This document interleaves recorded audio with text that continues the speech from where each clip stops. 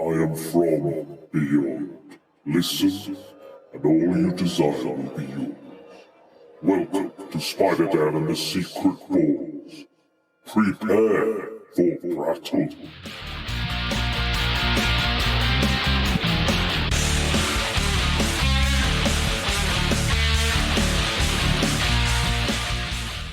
Spider Knight?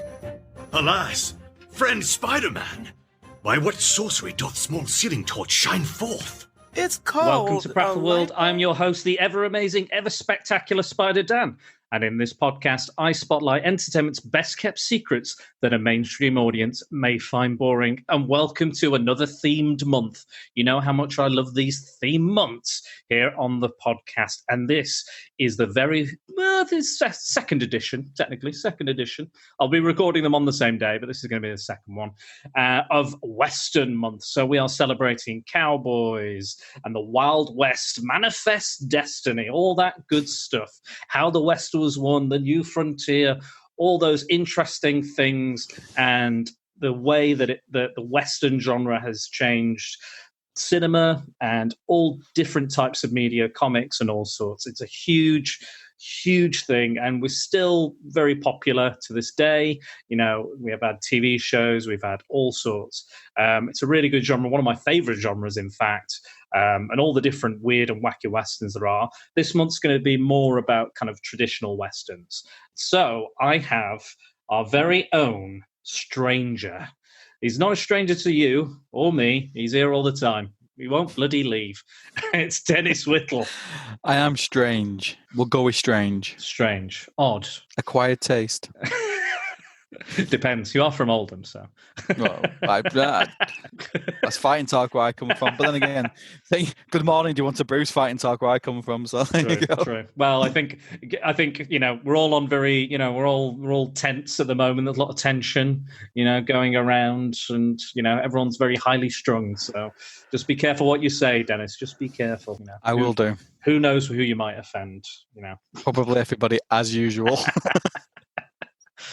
So we are here to talk about a Clint Eastwood film. So Clint Eastwood was known for being the man with no name, and much like in this film, he has no name. Or does he? Ooh. And this film is High Plains Drifter. Now, it did quite well at the time when it came out, but this was one of the ones I wasn't too aware of in terms of like famous westerns or big name westerns, but it did very well at the box office at the time. It was very controversial, but we're going to get into that. And yeah, it's a very interesting film, very different film from what had come before with the classic kind of John Wayne westerns. So, but yeah, it's let's just start. Let's just go for it. Okay, so let's do it. So I think this is one that you wanted to talk about, Dennis. So tell us a little bit about the film. I watched this movie many years. My education with westerns is from my dad. Very much a father and son. There was this and Bond, and we used to in an evening either watch a Bond movie or watch a western. So I was very much brought up on like genre movies. Two particular ones of like a soft moment in my heart, which is weird because I think it's because of conversations afterwards with High Plains Drifter and Pearl Rider, which are both Clint Eastwood westerns. It's really weird because I must have watched it about 20-30 times over my lifespan, most of them with my dad. So it's for me it's a proper bleak, like you're saying, it's a lot different. It's bleak, it's a bit kind of depressing at times. Dark. There's the theme runs entirely, the entire length of the movie is bleak and dark. And I sat down and watched this with my dad when I was about 10. I was going to say, I probably wouldn't put many 10-year-olds in front of this. No, and I watched it last night with Sarah and Amy, and I was like, crap. And I can't, and it's really weird because certain scenes I'd just completely forgotten about. One that we'll probably talk about later. But I completely forgot these scenes were there because I always, in my head, Clint Eastwood is always the big hero, rides into town, clears the town up, and gets the girl and rides back out again. Yeah, no, not this one. No. If you're looking for a straightforward hero, this is not that movie. This is not that kind of western. This is and this is this probably is how the West was won. Unfortunately, this is probably truer to real life than the Searchers or any of the John Wayne type, High Noon or something like that. It's as much as good as they are. I think I do prefer these kind of revisionist Westerns. Now, probably some people don't know what I mean when I say revisionist Western. So I'm just going to give a quick kind of description of what that means. So these are films that place the context of the Native Americans and cowboys alike in a darker setting. They depicted a morally questionable world where heroes and villains oftentimes resembled each other, and more closely than had ever been shown before. The concept of right and wrong became blurred in a world where actions could no longer be said to be good or bad, whereas in the majority of the classical Western films, the ethics were clear and defined in black and white. The revisionist film looked to paint a moral grey area where people had to adapt in order to survive. I think that's the best kind of description of it. That's pretty much sums up this movie. Yes. No. I think this is a good choice, though, because I think this is a good one for if you were going to examine revisionist Westerns. I think this is a good one to look at because it is about morality and what people do to survive and the decisions they're making. Can they live with those decisions? Can they live with what they've done? It does have the kind of Western tropes that you expect from a Western as well. It does have, sweatiness and dark and, the long sweeping shots of desert and one, but through it all, it is dark. It's a very dark story. And, if you go and look at, Clint, apart from Paint Your Wagon, you go and look at Clint Eastwood's other kind of Westerns, they're all similar. They're all pretty much who's the goodie, who's the baddie, who's this. And I'd forgotten all this.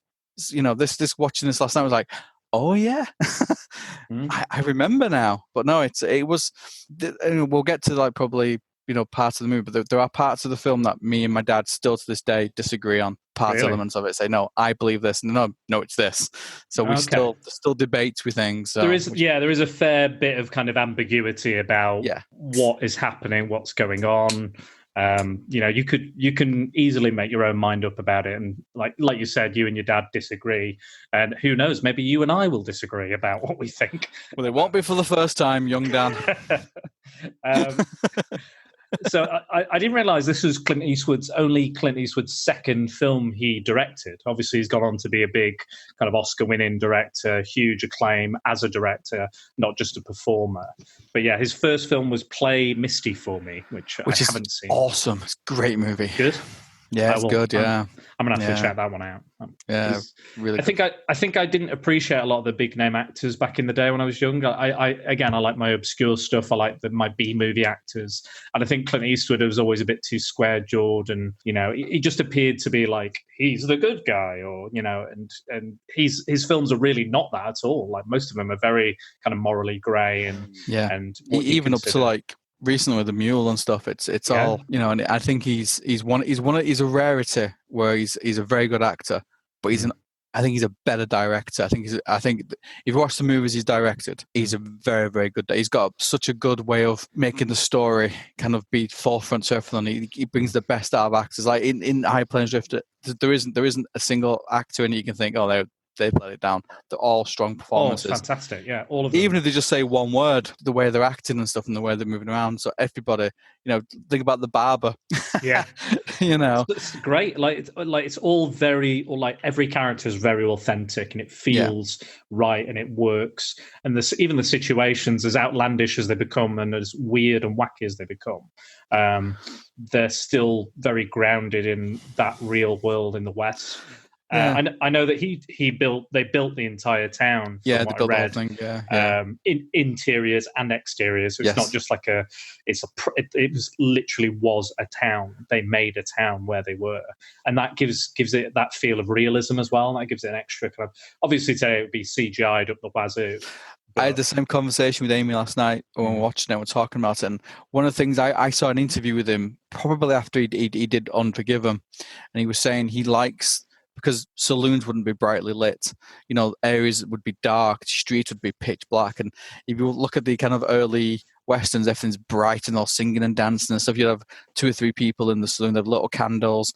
So the fact they used to build these things and they didn't have like all the electricity, and they were lit differently, gives it that air of kind of authenticity to it. Yeah, definitely, absolutely. I think it's a really, like you were saying, that like him as a director, apparently a lot of what he does before he even gets like, you know, anything else together, he gets like a theme for a film. Like he picks the themes and what he wants to tackle and explore, and then he goes, right, now I've got that, let's commission a script, let's get a script together, but it's got to be this. So it's always coming from him and from a place of something he wants to look at, something he's very interested in, and the stories he wants to tell. And it's great. And the script itself was written by Ernest Tidyman, one of the more uninteresting superheroes out there. Must clean. He's just OCD. He's just constantly cleaning. Constantly wiping. I'll never leave this flat. I want more Jif. Anyway, Ernest Tidyman, he actually won the Best Screenplay Oscar for French Connection as well. So you know it's going to be good. And he based this on... you've heard the story of... Kitty Genovese. It's in Watchmen. It's in Boondock Saints. It's all about a woman was raped and attacked and murdered outside a big flat, and loads of people could see this going on, but nobody called the police. Not one. Hundreds of people saw this. Nobody called the police. So it was kind of based and inspired by that. But should we talk about the plot? The plot that there is. Yeah, I think it's a classic revenge. I'm trying to look at it not through my eyes of when I watched it yesterday, but when I originally saw it, because I think being 43, I see it a little bit different now. Yeah. And I have a slightly different kind of opinions and things towards it. But watching it originally, when I was talking to Sarah and Amy about it last night, it's a revenge for something. So somebody comes to a town and wants revenge for an incident what's happened. But you don't know this for a while. There are very dodgy people knocking around. The town's a newly built town. Mm-hmm. Something has happened within the town. The guy turns up to right a wrong.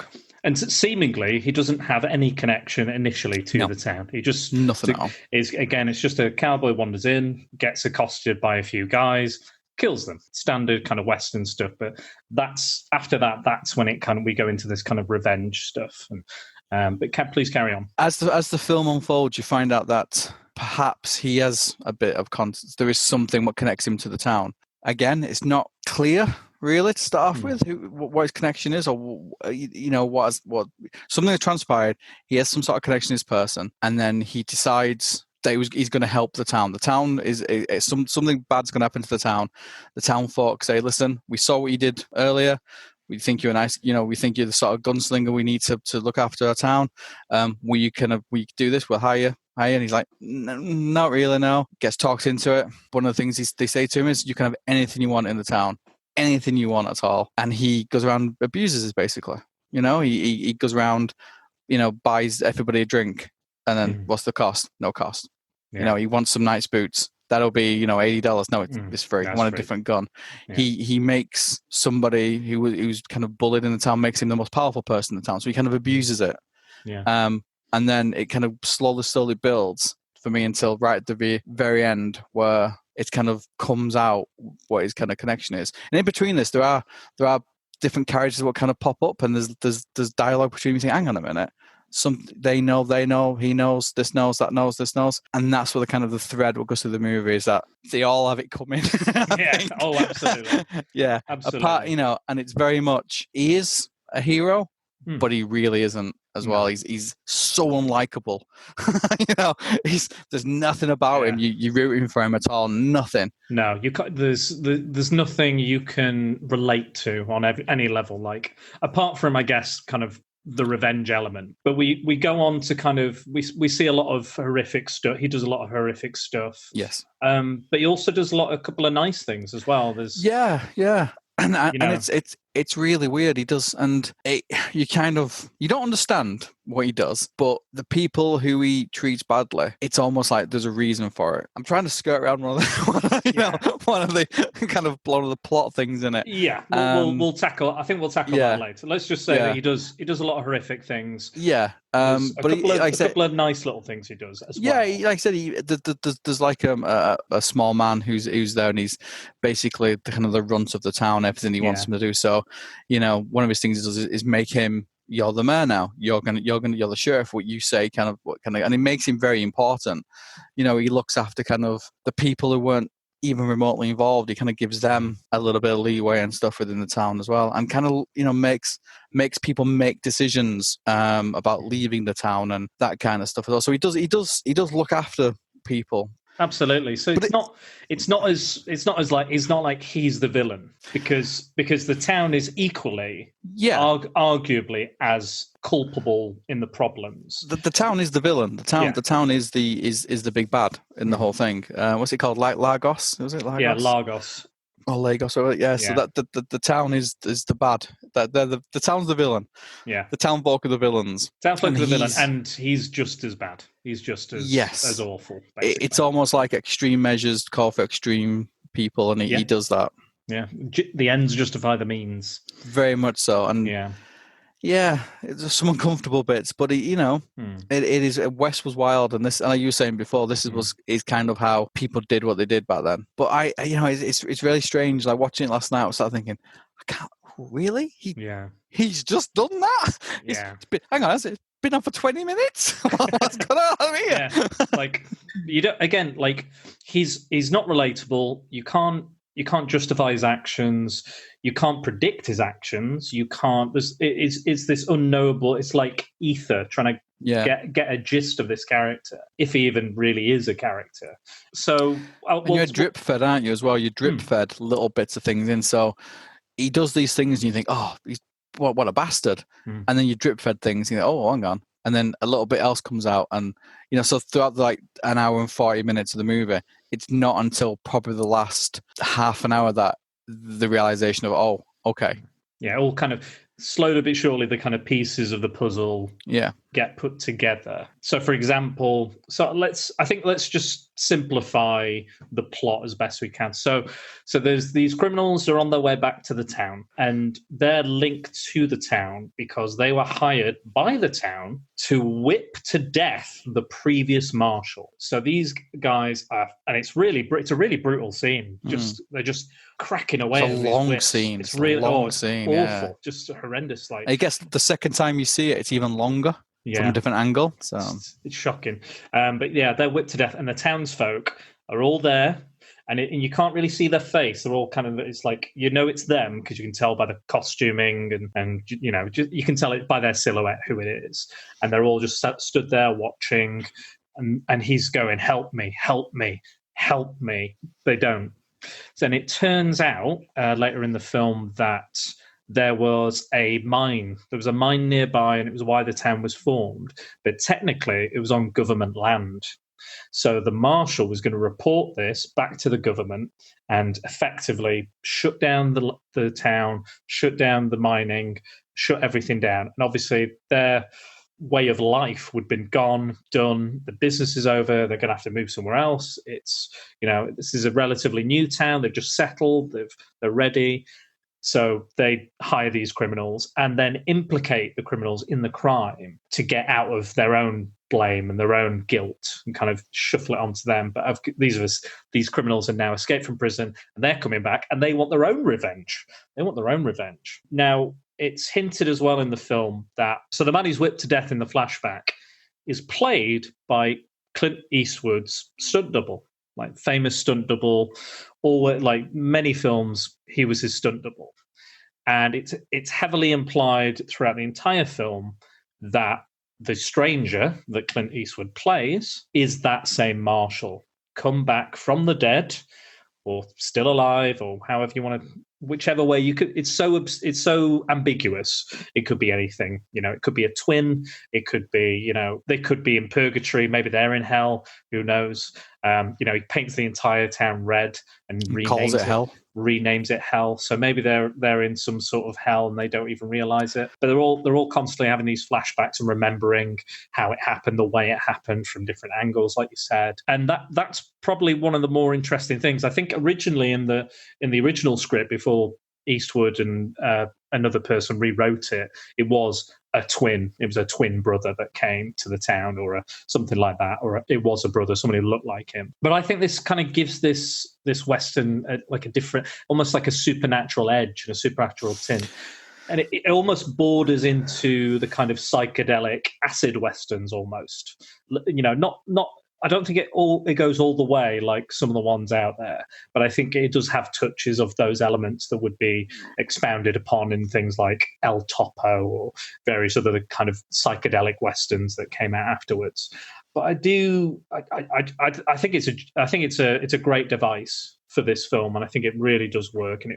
And again, like if you're this vengeful spirit, reincarnated or whatever, why would you give 10 gallons of shit about any of these people? Because the way they've treated, the original Marshal. But even then, he does have moments of, softness and moments of not sympathy, but there's people who regret their actions more, or are willing to kind of get out of the town or forget or move on, or they were forced to be silent. And I think it's a good film and a great storytelling device. And again, it distances itself from a lot of these previous classic westerns like we talked about. Yeah, it kind of the device where it also puts mirrors on different people in the town, the decisions they make and how they made them. And I think one of the things for me is the guy who owns the hotel, his wife. She at the beginning she's like shouty and dead against Clint Eastwood's character, who's doesn't have a name, the stranger, as in many of his movies, and against it. And the further film goes on, that he does mean things, but she kind of gets it in a weird sort of way. There's like she does a little speech to him and ends up leaving. So they have this little Clint Eastwood doesn't really say a lot, but she kind of explains how she feels about stuff, and then leaves her husband because of it. So it puts a mirror on the individuals, but it's very much the town are bastards. The town, absolutely. And you say, even the criminals want to come and get revenge on them, and all their interest in the town is covering their own ass. And I think the very little dialogue in Clint Eastwood in it. He barely says anything throughout the whole movie. I mean, even in the finale, he's barely in the finale of the film. Yeah. Like he turns up, I think, maybe 5 minutes towards the end. He kind of sets up they basically kind of set up this kind of picnic street party. Yeah. And they're all going to shoot from the roof to get all these criminals that are on their way. They get ready, but all of them are so cowardly. They'll just go, oh, forget this. Yeah. And they all run away. And he knows that's going to happen. He knows that's what's going to do it. So it's set up for that. But like from the moment the movie starts, it looks hot. It looks, everybody looks uncomfortable. And he turns up to town and he says all he wants is a shave and a bath. That's all he's coming for. That's all he wants. And as soon as he goes into town, the people silent. I think it's a good 10-minute scene where all he's doing is just riding through town and the camera's just watching him. People's faces come out. Classic kind of Western. You come into my town, they want to know who he is. All the curtains are twitching, doors are open. Yeah, straight away, people are like, we don't like your kind around here. We don't like strangers around here. It's quite a good accent. That did well, though. Thanks. Very nice. One of my favourite characters in it is the barber. Yeah. Because he's about to shave him. Because he's that scared, he's shaking with the cutthroat. He's like, I can't do this sort of thing. I can't do it. I quite like the original sheriff because he's kind of like, because the original sheriff is just obviously the marshal was dead and he replaced him, but he's just this kind of fat dude who's cowardly dude. He says, they just stuck this bad job because there's no one else to give it to. Yeah, exactly. And it's you have got the guy who's building the town. You've got the hotel guy; they're kind of the main instigators, and you've got a lady in it as well who kind of seems to want to manipulate the guys within the thing. She's a weird. I completely forgot about her completely. I only when I went back and watched it again, I only remembered the hotel owner's wife. I'd forgotten about. Really? The blonde lady, the whole thing. Maybe it was the trauma. Yeah. I completely forgot about her. I think this is probably a good time to talk about the most kind of reprehensible moment in the film. I think you'll probably give me more justice than me. So okay, go on. So almost straight after he's killed the first few, he comes into the town. Opening the film, comes into town, goes to the shave, draws the gun, kills the 3 people who's trying to kill him, and then straight after bumps into a school teacher who's being very rude, very dismissive, very just talking absolute, like just being awful to him, horrible, and he grabs her takes her into a barn and rapes her. Awful, awful thing. And it's very much kind of, if you've seen Straw Dogs, you'll probably be familiar with the type of kind of rape scene it is. So I won't go into kind of the detail about it. But yeah, it's just horrendous. Awful, awful thing. He's having a bath. He finally gets his bath, and she walks in and tries to shoot him dead in the bath, and the sheriff has to carry her out. And then the sheriff successfully hires the stranger to protect the town. And then there's a big meeting about what we're going to do, what are we going to do? And then she comes in and says, we've got to kill him, we've got to kill him. And they're like, oh, don't be too hasty. It's only like a little thing. And she's like, I was raped. And he's like, well, don't get hysterical. And she's like, hysterical? I'll show you hysterical. And it's hard to argue with that. But I think that the line that my mouth went was when he said, sometimes a man, you just have to give a man what he wants. And I went, awful, Jesus, awful. But it's not like a 70s film where they kind of, they go, it's just a bit of rough sex. She says, this is a rape. It's definitely a rape. This shouldn't be happening. This is illegal. Awful, awful thing that's happened. And we're going to let it happen just so this guy can protect our town. She's a co-conspirator in all this. So she's part of the problem. She is the villain. But obviously, she doesn't deserve this. She doesn't deserve. Nobody deserves that. Again, the revenge that is had, and she's kind of a manipulator of all the. She manipulates another criminal that comes back as well. Various other kind of members of the town as well. But yeah, it's an awful thing, and it really takes you out of the kind of classic westerns. Did you know, in fact, that after this film was made, that Eastwood contacted John Wayne and asked him to be part of another Western? Might have been Pale Rider, might have been something else, I'm not sure. But he was like, love your work, respect your work. I was wondering if you'd like to be in another Western I'm making, Can you imagine like Clint Eastwood and John Wayne in the same Western? That would have been pretty cool. Yeah. However, he wrote him a letter back and said, absolutely not. I saw this film and he said, that isn't what the West was all about. That isn't the American people who settled this country. And I'm kind of like, probably is. Maybe not in John Wayne's world. Yeah, not in John Wayne's world. Because again, like in those classic Westerns, obviously the villains wore black hats, the heroes wore white hats. This is the moral grey that we were talking about of the revisionist Western, and it very much is that, and that's why John Wayne probably took issue with it, and Clint Eastwood didn't agree and didn't bother contacting him again. He just went, right, that's your opinion, I respect it, but you're wrong. I would agree with Eastwood on this as well. You're just wrong. You're just wrong. But yeah, so yeah, this is quite an interesting, like we said, it's just morally, nobody's particularly a good person in this. There's not one person that I can go, you are the best person. You are the best person in this. There's nobody who is out and out a good guy. No, and as I said, when he finally accepts to be the gunslinger they need, sort of stuff, he does it reluctantly. Oh yeah. And that anything he wants. So he basically then walks around town, kind of manipulating everybody within the town, making them fall out with each other. Giving their stuff away, kicking people out of the hotel, and making them kind of turn on themselves. Yeah. And all the way, he just kind of walks into places, like drops a little pebble in, and then walks out and watches where the ripples go. And he's a mass manipulator, absolutely. Yeah. He's manipulating every single person, and it's their own undoing. Like he doesn't have to fight really. Like he does kill people in it, but for the most part of the town, he doesn't have to fire a shot really. Because of that shit, they'll turn on themselves straight away. They're that cowardly. They're that Yeah. And again, there's some characters that don't kind of alleviate themselves of their guilt or right the wrongs, but they do good things and they are helpful. And even at the end, Mordecai is the stranger's about to get shot. Mordecai shoots the guy who's going to shoot him, and as Clint leaves, the stranger leaves. He's go, we never did learn your name. I still don't know your name. And he goes, yes, you do. And Mordecai is making a gravestone for the previous marshal that died.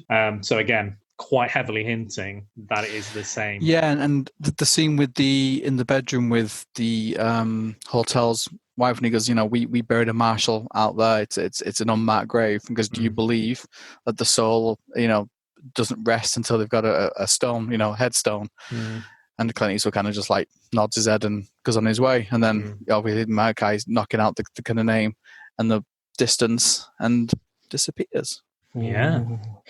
We were watching with Sarah last night because the marshal was the way they kill the marshal is they whip him to death, which is a very it's not a nice scene at all because the noise of the whip and Awful. the first time you see it is like a close up of the character. And Sarah got confused, saying, "Why are they? Have I missed something? Are they now whipping the stranger?" I said, "No, this is a flashback, like you were saying, because he looks so much like him." It's him, and she was. Hang on a second. I thought it was. I thought it was Clint Eastwood. I genuinely thought it was Clint Eastwood. But again, with the lighting, and I don't know if they've dubbed it over with Clint's voice. But I was like, because he falls to sleep, and I assume that's a dream or a flashback. But yeah, again. Because when Mordecai as the he sees as well, doesn't he, when he's hiding, and he sees what's kind of happened. But it's almost like history repeats itself because the town folk are now getting fed up of him, and they start plotting against him, against the stranger. They try killing him as he sleeps. They say we'll give you some money, and then the guy, no, we won't. So that stuff. So they're already plotting against getting rid of him as soon as he's done the job that he's there for. So like they've not learned anything through it all. Yeah, the school teacher, or the blonde who's manipulating all the men, she willingly sleeps with him this time, and then they're going to walk in while he's sleeping and shoot him. But obviously, he's ready for it. He's ready, and he likes to stick a dynamite with his cigar, throws it into the bedroom, and they're like, "Oh my God, are the criminals here?" The criminals is like, "Yeah, probably." It's just like so casual about it. But then they're like, "Oh, you're not going to blame us for just this one guy trying to kill you? Yeah, it's not us. Honestly, it's the guy who ran off. It's his fault." He kind of, like you say, he's training them to shooting. They're all, he's trying to train them. And he knows they're all going cowardly. He knows they're all going to run off, and he knows that the criminals which are coming over, because he kind of winds the criminals up, doesn't he? Even more, he goes out and shoots one of their ears, or he could slaughter them there and then. Oh yeah, he doesn't. He just he sets it up so they'll come to town and kind of do his work for him, which I like that. I kind of like the fact it's very much like that kind of fistful of dollars Yojimbo, where you're making the two sides fight against each other and you're benefiting all the while. That's very kind of classic kind of smart westerns. You see, I've been reading a lot of Jonah Hex. I was going to do a podcast about Jonah Hex, but I'm not now because of reasons. I'll explain that in the other podcast. But there is a lot of that, the smarter gunman. It's not the person who's the quickest draw. It's the person who can manipulate or play the odds, and or they'll wear like an oven cover, to block the bullets and all that sort of stuff. I've always liked that it's the intelligent, Western hero. It's not just the guy who has the biggest gun or the quickest gun. It's the smart guy, and I respect that. And he does, when. So the town, the criminals come back. The town obviously fail in what they have to do, and then he comes back because he disappears. He's got them all sorted on top of the building, ready to go. He just merrily rides through with his horse and disappears in the distance. The criminals come, pretty much take out everyone who involved in the main conspiracy. Yeah, pretty much. And then he comes back in the evening, whips one of them, and I quite like the imagery of the fire behind him with him whipping. It looks gorgeous. It's so good. Just like silhouette of him silhouette with his hat on. You don't see any kind of features. You just see him kind of whipping when the whip down and the flames behind him. I think it's such a good kind of the way. Straight from hell. Hell. Like he literally starts the everywhere's on fire, and he's just that silhouette of him whipping it's gorgeous. Like that's it's probably my favorite shot in the film. Yeah, mine too. And it's welcome to hell. He is in hell. This is what it is. Takes him out one by one as well, but again quite cleverly, Again, just manipulating and forcing them to do more backpedaling or more hideous schemes to get him out and to do this, and he's taking advantage but he's helping us, but no he isn't. Let's do this, and he's taken my sheriff's badge, he's taken my judgeship away from me. Why are we giving him this much power? Because what you are, and you've done what you've done. One of my favorite characters is actually the preacher in it. Yes. Yeah. He's like this self-righteous preacher, like, oh, this is ungodly, sir. This is ungodly. How dare you do this? He's kicking people out of the hotel because he's like, I want the hotel. They can sleep wherever. I don't give a shit. We need the hotel. And he's like, but where will they go? This is ungodly. How dare you? How dare you? Are you not a godly man? And he's like, well, if you're such a godly man, preacher, why don't you put them up? And he goes, and he goes, oh yeah, we'll put you up. We'll put you up in our own houses for the standard hotel fee, of course. Yeah. I'm just like you self-righteous. And the camera moves across to the stranger who sat there. He just kind of nods his head and then puts it back on to go to sleep. Yeah. Kind of like, this is what I expected. This is what you get for being a man of God. A man of God, and there's a lot of like biblical references in this all the way through. There is in Power Rider as well, very similar, sort of thing. And you're going back to kind of the voice, the voice being very similar. That, like when the ringleader of the gang is looking for the stranger at the end, and he's in the and you hear he's like, help me, whispering coming out from the barn. And again, the kind of supernatural element to it. He's saying the same thing. Is it the same person? And then the stranger's like quite far behind him. So where's the voice coming from? So it's those little elements a lot. I really like. I think they sets them apart from the other westerns. Yeah, I like when he throws. They hear the lashing on the inside of the bar, and they're listening to the lashing, and then he throws the whip in, and he's like, one of the leader of the gang is like, oh God, and he's again, they're all like, is it? Could it be? Maybe, possibly, and I think that's what the audience is doing as well. Are they? Yeah. Is he? But yeah, I thought this was genuinely thought this was a fantastic film, really good. I can see why it would be controversial back in the day, because this was the new form of Western, this is a new style of Western, that we weren't ready for. I was thinking the other day with my housemate, I remember when Spider-Man came out in the Civil War movie, and he was like, he's too young, and why does his eyes move? And I went, he was 15 in the comics, his eyes moved in the comics, get over it. I was just like, come on, carry on. This is the new version of that thing. Yeah, we've had millions of new versions, but this is the first time a 30-year-old hasn't played Spider-Man in a film. Yeah. So, and the eyes move, so we can see expression, and we can, tell what he's thinking. If he's in pain, if he's thinking, it's just a new iteration. And sometimes these new iterations are met with, positive things. Like, look at the Dark Knight trilogy as well. Like, people love the Michael Keaton films, but then when we got that, we were like, oh my God, yes, this is the Batman. This is the Batman. But again, it's just a new interpretation, good or bad. I like this kind of ambiguous, kind of dark westerns. I like dark movies anyway. So I do like this sort of style. And I prefer if I'm going via the westerns, I definitely prefer Revisionist to the classical. At the very least. Yeah. And it seems that it's the only way, apart from Paint Your Wagon. I keep on about Paint. Have you seen Paint Your Wagon? Watch Paint Your Wagon. Oh, musical is so funny, so great. For all the wrong reasons. One day. But what I think also from being a Clint Eastwood fan, which I am, you see regular cast members now in his movies pop up from this movie. The leader of the gang pops up in Every Trade But Loose, Every Trade You Can. He pops up in a few other movies. You've got I don't know what he the guy in the barn, the chubbier guy. He pops up. He's the leader of the gang in Every Trade But Loose. Yeah. Same sort of female characters pop up, and he does have like people that do appear in a lot of his movies. Of course, and even if there's like walk-on characters, so like you start seeing a stable of the actors that he kind of trusts. And that's very much like the acting world. I think a lot of people, if they trust someone will get the job done and they like what they do, they will ask you back. Like I've been asked back. That's my favorite kind of acting job. I don't have to audition.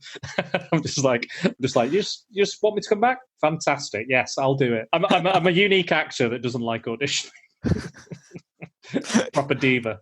Well, the thing is, when you're as good as you don't need to. Exactly. Is this when you're going to tut now? You're going to do a massive tut? Not at all. No, not at all. No, I appreciated your acting earlier, by the way. It was very good. It's very good acting. So thank you. I have done quite the number of appearances on the television. More than me. I know. I'm sorry. I shouldn't bring it up. I can't help it. It's like a disease. How many times have you been on TV, Dan? Once. I won't tell you. I won't tell you the character I played because it won't go down well. Okay. I've done about 6 times. Right, that's cool. That's cool. Anyway, where were we? Moving on. Moving on. The one time I was on television, I don't want to talk about. So Yeah, the one time. I was an extra, and it was a Manchester-based TV show about police, but I played a very disreputable kind of character. Let's say that's all I'll say. Excellent. I did take a photo of myself in the costume, and I went, you know what? I want to burn this photo now because I don't want anybody to see me dressed as this ever. So anyway, you were talking about Pale Rider, and yes. I was looking up Pale Rider, and it says that this movie and Pale Rider open and close with the same location, same camera angle, same time of day, and they actually bookend each other. And I'm aware that, again, Pale Rider, it's implied that he's kind of a vengeful spirit. It's again another character with no name, vengeful spirit, out for revenge. Does questionable things. Yeah, there we go. So it's a nice double bill then. It's a weird thing. I seem in my head, High Plains Drifter is building up to Pale Rider. The things he does in Pale Rider he does better. I like High Plains Drifter because it's a bit more raw in places. Where Pale Rider is a good, I think it's about 5-6 years afterwards. Yeah. He's done a few more movies and it's a bit more polished in places. I think it might be even longer. I think it might be. It's quite 73. I think similar that's 80, hat and stuff. I think that's 85. 84. So it's almost like he's polished and this is the movie he wanted to make then. So I do like both movies. I do prefer Pale Rider just because I think it's the pacing. I think the pacing on this one it's a very if you want a fast paced western. No, yeah, it's not this. It's not it. No. There's very little dialogue in it. There's lots of kind of like the stuff from the spaghetti westerns, long shots of the planes, lots of heat, lots of kind of little. There's lots of shots coming down from places you see the whole valley and this little town and in the way so there's things from that where. In Pale Rider, there's not so much that. It's more of a modern take on it. You know, he's perfected his skills by then. But I would say he's pretty much the same character. Yeah.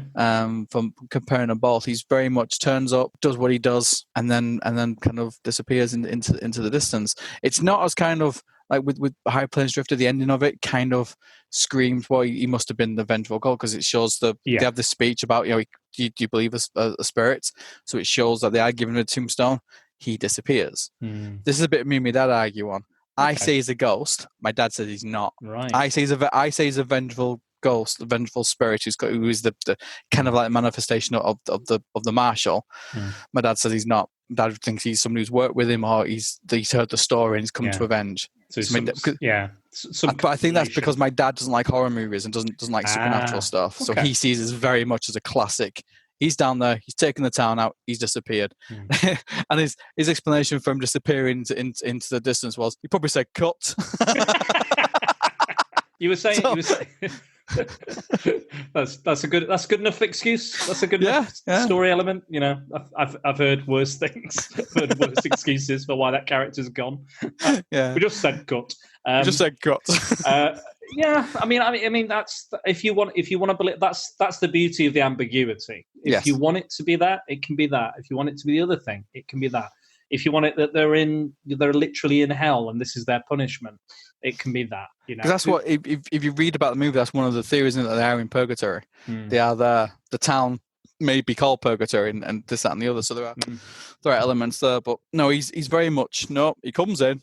He clears the area, Dennis, and he goes off to another town. I'm glad he thinks that it's like, you know, there's probably somebody out there who thinks it's just a random guy just doing awful shit, you know, taking advantage of this town. That could be, you know, that could be one as well. He could just be like, I don't know any of this shit. Someone's just asked me to protect the town and given me everything I want. I don't care. I literally just wanted a bath. Like there's so much like black kind of sardonic humor in this, which I really enjoy. I really appreciate. I laughed out loud quite a lot because he's just so like blatant and straightforward about everything. There's no other than the kind of plotting and stuff. His dialogue is just fucking just straight to the point, like, Yes.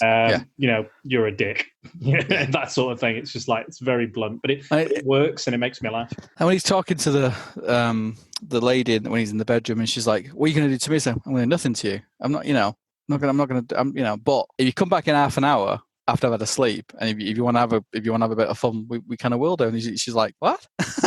What is that? I'm very tired. Yeah, I've had a long day. I've got to get some rest. Someone just tried to kill me." Yeah, you know, he'd come back in half an hour kind of stuff. And then she goes to stab him and had sex with him anyway. Yeah. But I think it like we said before, you know, there's no way you can justify the rape or anything like that. No, you can't. But bad things happen to bad people in it, and she's not one of the bad people. No, she like isn't. when it's showing the kind of whipping. Is it Werner Bloom? Yeah. There are certain people missing from the silhouettes, and then the second time we see a bit more of the faces, there are people missing. These are the people that don't really get involved in it all. No. And I think you see everyone gets their comeuppance in this. Like, everyone gets what, you know, apart from the rape, everyone gets what they deserve, end up dead or you know, whatever, destitute, whatever happens, crippled. I didn't pay that. It was quite fast and furious, the end, so I'm not sure what happened to everybody. He's already got, you know, her leaving when she says to her husband, you know, I'm leaving you.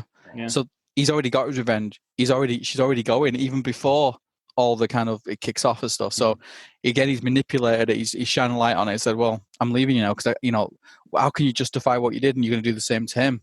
So I said the history is trying to repeat itself again. So it goes full circle with it, which is quite interesting. And she in the flashback, she tries to stop the whipping of the marshal. Gets pulled back. Yeah, and he goes, "Nope, this has got to happen." You know, and she goes, and he kind of explains the mind theory, and she goes, "Is that why we did it? Is that why it happened?" Yes. So because she didn't even know that. She just kind of assumed we were just letting this happen, you know, and she couldn't live with that. She could never kind of reconcile that event. Yeah. And many of them really couldn't. And Malachi is like, you know, so he's the bully of the town. You know, he's made mayor, he's made sheriff, and he like saves him at the end. He wasn't in a position to help at the time.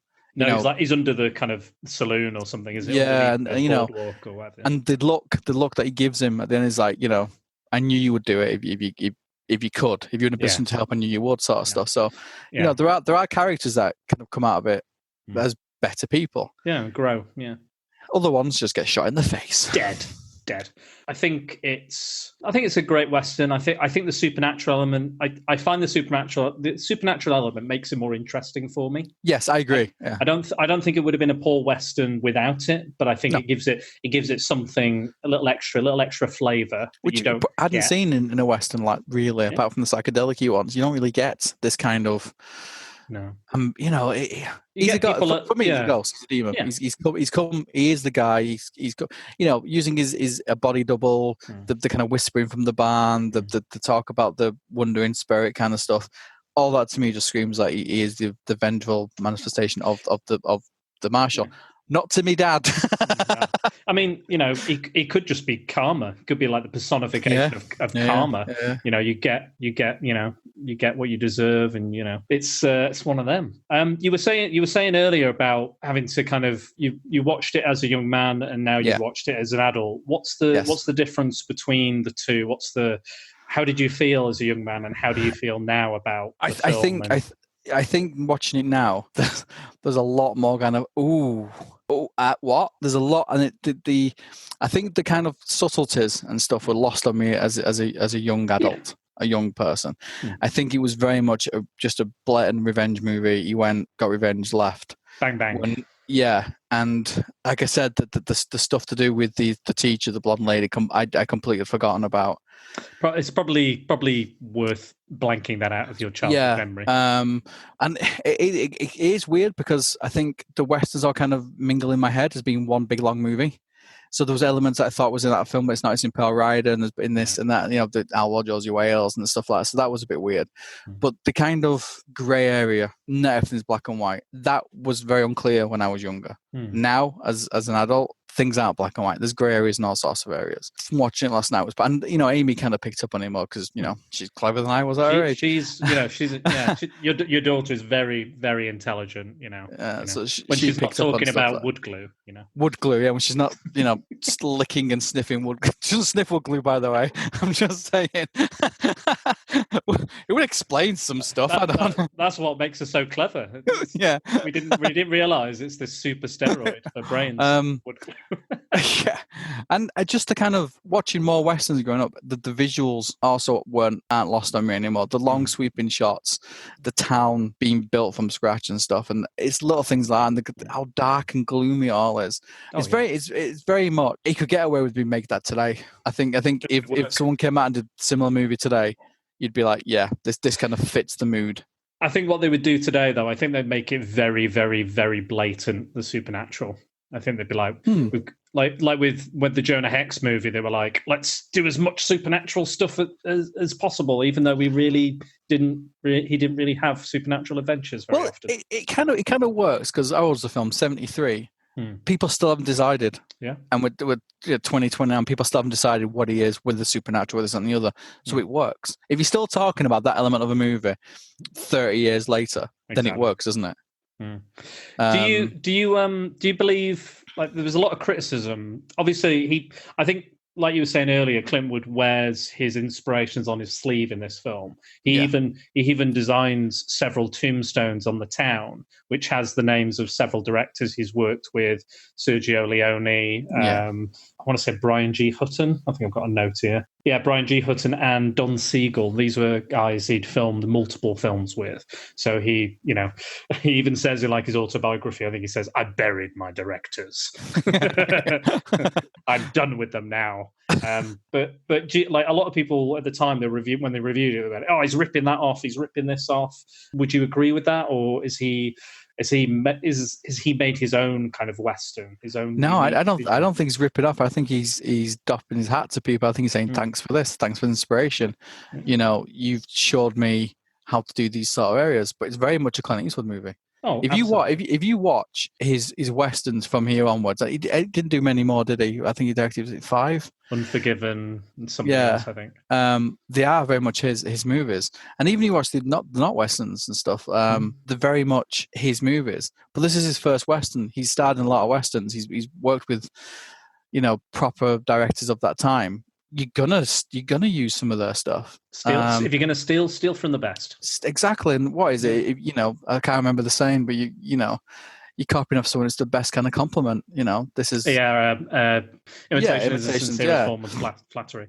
And the thing is with it, he does that in the first 40 minutes of the movie. Then the last 25. So even less 35 minutes of the movie is very much Clint Eastwood. Oh, it's all him. You wouldn't get that scene where he's whipping with the fire behind him. You wouldn't get that in an old western. You wouldn't get that. You wouldn't get the kind of the lack of dialogue. It'd start off with very much spaghetti western type stuff. The kind of long sweeping shots. But you can say that about the Leonardo DiCaprio movie. When he gets bitten by a bear. Yeah. What they call that's almost like scenery porn in it. And you telling me that's not influenced by that kind of genre, but that sort of movie. It's the same thing. You watch these movies, you live these movies, you're in them. It's gonna have an impact on you. Yeah. No, I don't agree. No. It's the short answer. They're talking absolute shite. Yeah, I agree. Out of their ass. I agree with you, Dennis. I think looking back now, I think we'll probably appreciate this film more than they did at the time. I think they were just like, this isn't what, John Wayne's going, this isn't how the West was won. Yeah. Well, were you there? Were you there, John? Were you there? Look at the remake. West? Have you seen the remake of True Grit? No. That's not as black and white. And there are scenes in that which are a little bit different and kind of a bit more of this sort of genre than the John Wayne version. I like True Grit. What can I say? I think it's a good movie. I like the remake, but again, there are scenes in it which put the grey area on them and change it slightly. And that's life isn't black and white. During the 70s and all the kind of riots and stuff in America, and all this, it kind of sums up the mood of a nation during the early 19th century as well. It's very much he's living through stuff in California and stuff, and what's going on there. You're going to put that on the page. Look at French Connection, all the other movies that came out in the 70s. Well, it's very much the same thing. Written by the same guy as well. So yeah. So I just wanted to mention a couple more things before we finish off. Clint Eastwood's known for being a very efficient director as well. And with this film, he came in under budget, which is always, studios are always really happy about that. No reshoots, all good. And 2 days ahead of schedule. But again, like if you build the set, I'm sure you can just film stuff when and whenever, just like quite easily and stuff. But yeah, just fantastic. What else did I want to say? Oh, the box office. I want to talk about the box office. So this holds the 11th position for the highest grossing Westerns in the 1970s. So the box office was $15.7 million against $5.5 million budget. So pretty good. That's a success. Again, good ratings, I don't know, like IMDb and Rotten Tomatoes. It's one of the highest Westerns on Rotten Tomatoes. Yeah, it was something like 93%, I believe, off the top of my head. So there you go. Like, there's a lot of love for it out there, even because Rotten Tomatoes also includes like modern kind of applications and stuff. Yeah, I think there's modern reviewers on there that have reappraised the movies and looked at them in a new light, in a different way. And I think that's important to look back on stuff, to look back on these films, because there's a lot of movies I love that like shat on in the box office. The cult classics, the hits. I love them, but a lot of people, even now, I have friends that go, "That was a crap film," and I'm like, "Well, I disagree. I think it's great." And there'll be reappraisals from there's been reappraisals of the Star Wars prequels. I don't know how a new generation would see the violence in this movie, watching it, whether they would accept it back. They didn't even accept it back then. It is very brutal and it's depicted. Yeah. But it has to be. It has to be depicted. Yeah, of course it does for this film to work. But I see a lot. I agree with a lot of movies that I love and adore. People ask crap that. How dare you say that about Caddyshack? It's a great movie. What's wrong with you? But no, I do think it for me it's almost a modern movie. I think it now you watch it today. I think with the themes and the way people are feeling and the way things are today, I think it's very very modern themes throughout the whole movie. People are pissed off. People are getting manipulated. There's this that, and the other. I think it screams of those kind of tropes. Really, we're all awful. We're all bloody awful. Human beings are bloody shit, aren't they? Even when we're trying to do the right things.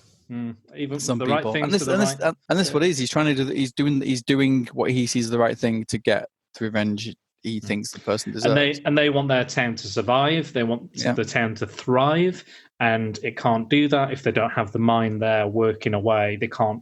Their businesses, they'll all be out of work, and they'll all be having to travel. And like it's they're mostly in the desert. They're in the Wild West. It is wild. They could be attacked by bandits moving from one town to the next. There could be, anything could happen. All the awful things that happen in the town could happen to them elsewhere. The end justifies the means, doesn't it, all the way through it, and that's for everybody, for the town, for the stranger, for the marshal, for the criminals. It's all to do with that. We're all the same. We're all just opposite sides of the same coin. Well, I think we've discussed this well and truly. I'm quite happy with I think we've covered everything. I can't think of anything else that we need to talk about, unless there's anything you want to say. Anything else? They shoot a horse in it. Oh God, yeah, they do, don't they? Which Amy said. Amy kind of went, oh, "That's the most shocking thing, isn't it? Really? Well, not really. No, they just shot a horse." It's shocking, but it's not the most shocking. Yeah, they shot a horse in it. So there's a few other moments and stuff. Shooting their ears off, shoot people's ears. Yeah, off shooting their ears off is good. But no, I like it. Like I said, it's the guy gets whipped to death, by like 3 guys at once. So that's pretty shocking as well. And it is a long scene. I forgot how long the scene was. It doesn't cut away. Funny thinking, I've seen it now. I don't need to carry on with it. Yeah. And the bit always stays with me, and this is my last thing, is when he's lying on the floor and everyone's around him. He's just like, "Help me. Help me," and they're all just watching. They say nothing, and you think, "You bastards!" Yeah, you could stop this. You could try, but again, all cowardly, all and that's it. But it's a good movie. If you haven't seen it, go and see it. It is, yeah. I do. Highly, highly recommend it. Like we said, maybe a double bill with Pale Rider. I've not seen Pale Rider myself, but I am. After this, I'm definitely going to go watch. It's not a Sunday afternoon watch though. Yeah, maybe not. Maybe not. I'll just ignore what day it is anyway. I'll do that most of the time. So, Yeah, I don't know during the week. I have no idea what day it is during the week. God- I only know God it's a knows. weekend because God knows. Sarah and Amy are here. That's all I know. Yeah. Well, but yeah, I've been hungover like the last day or so. So I'm like, Oh, bless you. I had 4 cans of Stella, and that was enough to give me a hangover. Lightweight. I'm never drinking Stella again. You Well, know? I don't drink, so it Yeah. doesn't concern me at all. Well, good for you. I'm glad because you can avoid And the pain. I've lost a stone in weight. Oh, congratulations! Yeah. I think it was a big poo I had this morning, but apparently, Sarah sent me a picture of me in January, and you can clearly see that I've lost weight. Not that you've noticed, but thanks. Well, I mean, oh god, strangers are gonna come and visit me now. Yeah, someone's gonna visit you in the night. Someone's coming for me. Yeah. You just whip me to death. I need whipping into shape as well. I need to work off some of this quarantine weight. Well, I've just stopped. I'm just eating my calories for a day, and that's it. I'm exercising more. I'm doing more stuff, but I'm not really doing a lot. What are calories, Dennis? Calories are those calories? things. They're things that Kellogg's make. Right. And they're in everything. Right. I should probably look at those maybe or measure them in some form. Well, I don't. I just say, Sarah, what's in this? And she'll go 200. Right, oh, can I have it? No, okay, I'll put it away. Well, Sarah's very good, and she's had an amazing transformation, and like she even got an award at work, didn't she? She did. I think the thing is that she's too good for me now. So I've got to sort myself out. It is your wedding anniversary, Dennis, and you're doing a podcast with me. So it is. I don't know how much suffering you're gonna have. And I bought her a clothes maiden. What do I say? It's the Ferrari of clothes maidens. Well, there you go. I've got several that have fallen apart, so I might need to buy one. It's very good. Well. Oh, it's 6 foot tall, mate. It's got different shelves. Well, I just want to say, I just wanted to wish you a happy wedding anniversary. 17 years you've been married. 17 years married and 20 years together. Wow. Since 2000 then? 2001, I think it was. Or 2000. Wow. But I've known her since I was 10. I went to school with her. I'm not going to tell you where I was in my life around that time because it might depress you. What were you doing? I pretty much just started high school, give or take. Second or third year of high school. Jesus Christ. Yeah. Well, I was getting more sex than you, so it's cool. Yes. Well, I mean, if I was getting sex then, I probably would have been groomed. I would have been groomed. And well, looking at you could have. I was just going off and edit this bit out. Looking at you could have been. I am a very attractive young man, and you are very attractive. Then, I'm sure, but no, I used to sit next to Sarah in science and history and art. Wow. And I knew from back then that she was the love of my life, and I knew that I was going to eventually marry her. I went away, made all my mistakes, then met her again and married her. There you go. At least she's a very patient woman. Bloody hell, yeah. You're telling me, Dennis. You're telling me. I've seen it. I've heard it. Yeah, but I'm aware of this. This is the thing. I'm fully aware that I'm very blessed. You're doing very well. You're doing very well. Most of the girlfriends I've had would clearly not had the patience Sarah would ever have. They don't even have 2 weeks worth of patience. I'm an absolute delight. You're an angel. You're a sweetie. You're a sweetie. Yeah, I'm a lovely guy. Oh gosh, you never know. If you're not careful, you might be a stranger to Sarah one day. I think that's what it is. I think she's changed this new woman. It's just, Dennis, you got to do something more about it because look at you. You look like a melting candle. There's something needs to change. Waxworks. Yeah, I do. I look like a sloth, No, you don't. No, but no, it's. You know what? I like being married. I love my wife and I love my family and I extend my family to you. I love that always on these most romantic days we end up talking about like absolute horrific violence. Last time it was Friday the 13th. We did on Valentine's. We did. But listen, if you don't edit this bit out, I just like to say I like to spend my most romantic and beautiful moments with you, Dan. Oh, aren't you sweet? Because I'm with her all the rest of the time. This is special. That's true. Yeah, that's true. You can chat and do other things. I mean, you're in the same house. You can. Mate, after 20 years of being together, this is a highlight for me.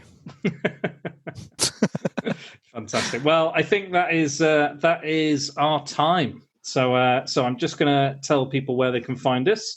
So it is at Facebook, at Secret Balls on Facebook.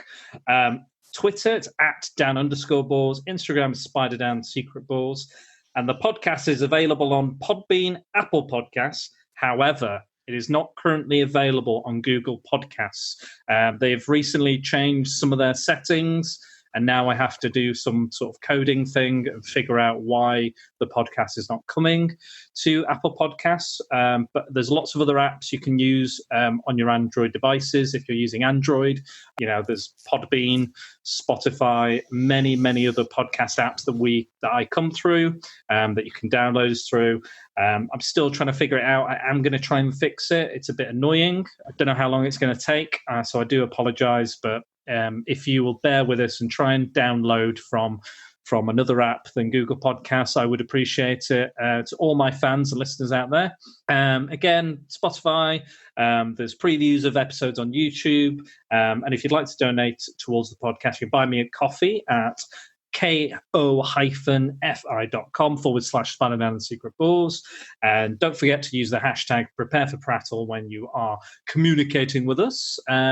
Dennis, is there anything else you'd like to say on this very special day? It has been an honor and a privilege serving with you.